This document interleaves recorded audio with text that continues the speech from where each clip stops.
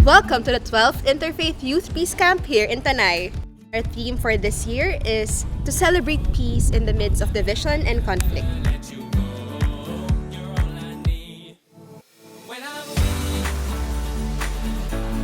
Isa ito sa magandang opportunity na kung saan magkita-kita, magsama-sama yung iba't ibang religious affiliation na kung saan nagkakaisa, nagsasama-sama.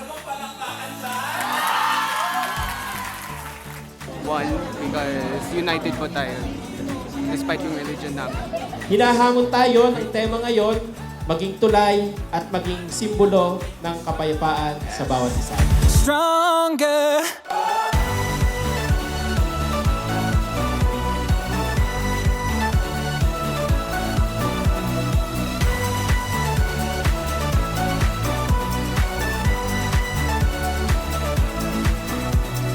Unity is super fun! Super Blast, Chloroblast, Unity is super fun! I think my takeaway in this activity is that despite the diversity of religious beliefs we have here, everyone was having a great time and there is real capacity for peace. Behind our differences, we can agree on love and peace.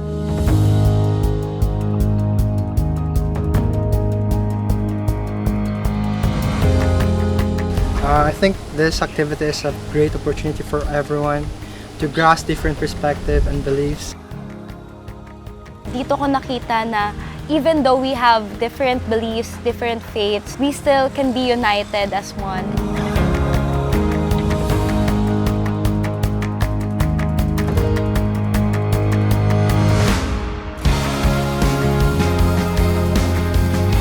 It reminded me that our traditions may differ, but our values of peace, compassion, and dignity are deeply connected.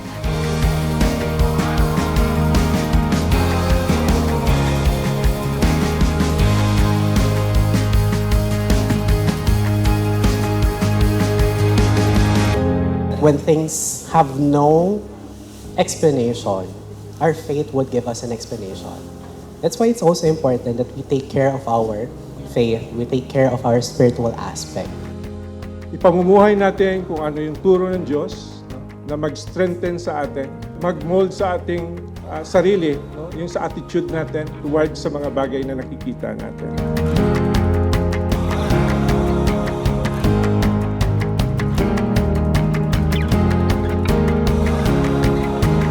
Hopefully that this event will continue to draw more young people, that our young people will encourage to work for peace, for unity, for oneness.